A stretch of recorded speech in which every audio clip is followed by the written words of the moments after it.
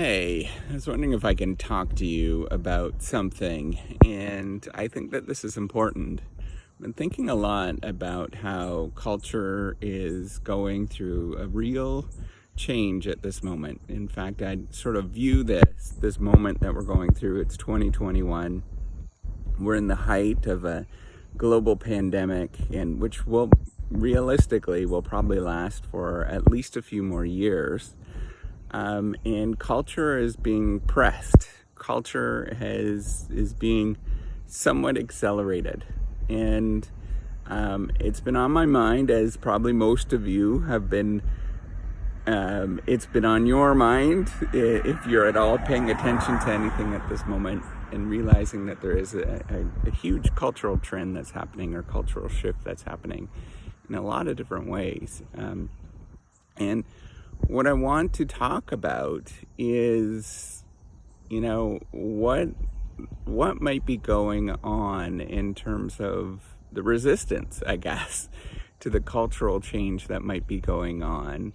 Because I think that there's a bifurcation that's happening. People are going one way, recognizing that there is a change and there probably needs to be some things that need to be done, and other people are really digging in their heels.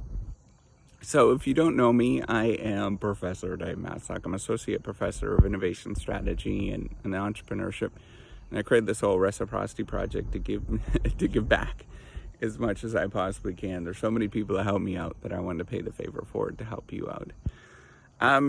So this is my own 2 cents, and I haven't really written anything on it or whatnot, but I've been sort of thinking about it. And so I wanted to just ponder what's going on. And I think there is a cultural shift that is definitely happening in terms of, the supporting of certain institutions. And some people seem to be digging their heels in either side of whatever those institutions are.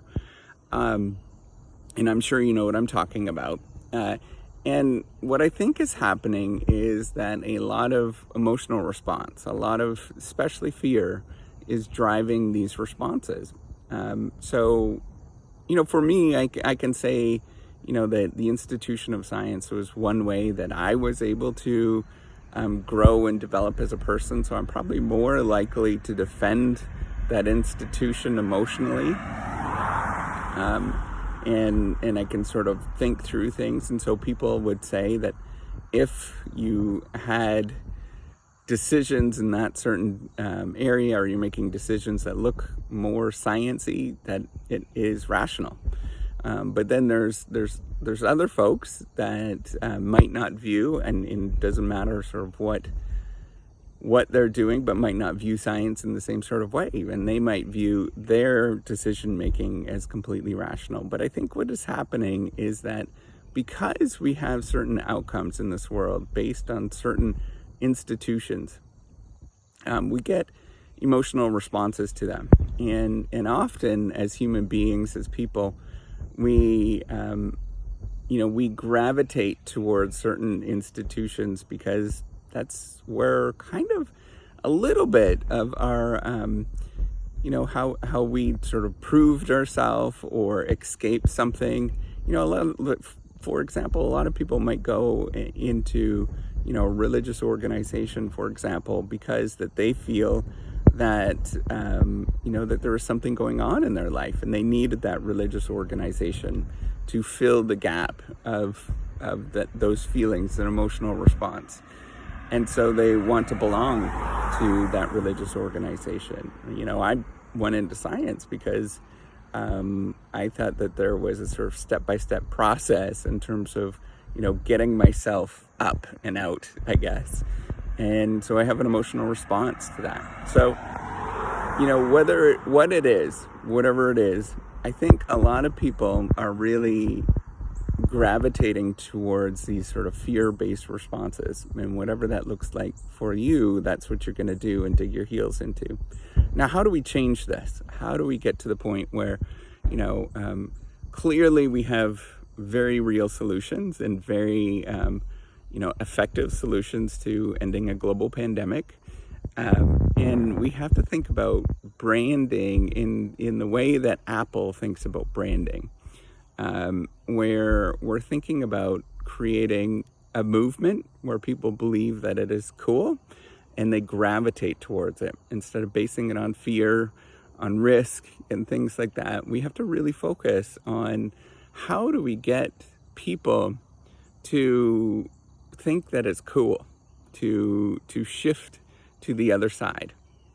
There's definitely grassroots or guerrilla marketing or things like that do matter. But, an important thing is looking at sort of symbolic ways to show that it's cool. When I was growing up, wearing pink clothing on a man was considered like a faux pas, a really big faux pas, until there was this sort of, was it Pink T-shirt Day or something that was against bullying.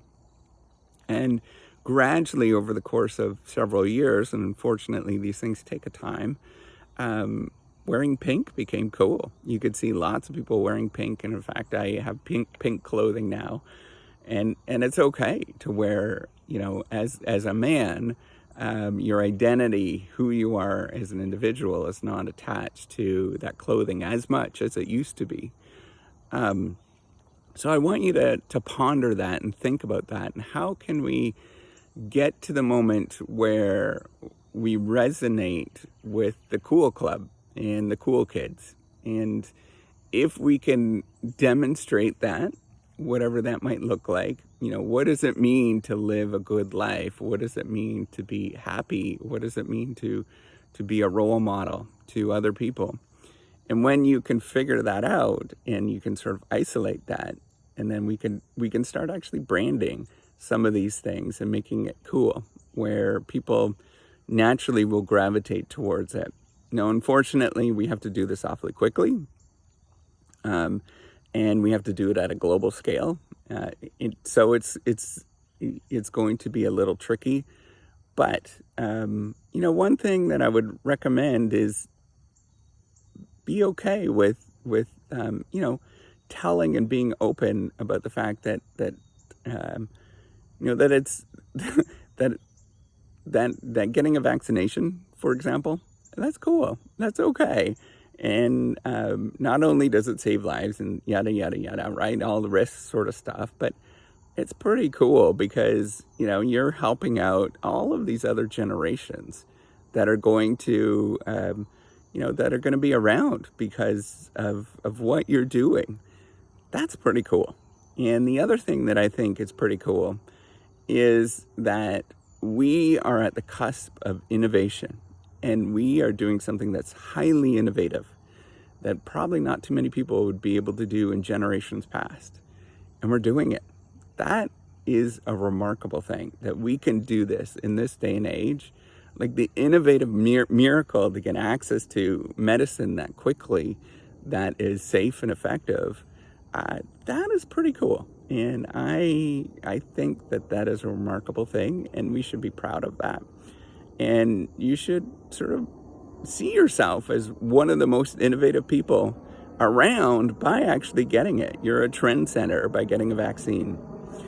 Just as you're getting a cell phone for the first time, or you get your new iPhone, you're a trendsetter. You are making a difference by doing that. And then you could say that, hey, look at me. I am this trendsetter. I've changed the world just a little bit, and everybody should look up to me. So go get your vaccine if you haven't done that at this moment. It is a cool thing. It is one of the most innovative things we've seen in years and years and years. And you are going to be helping out generations by doing this. Generations. That is amazing.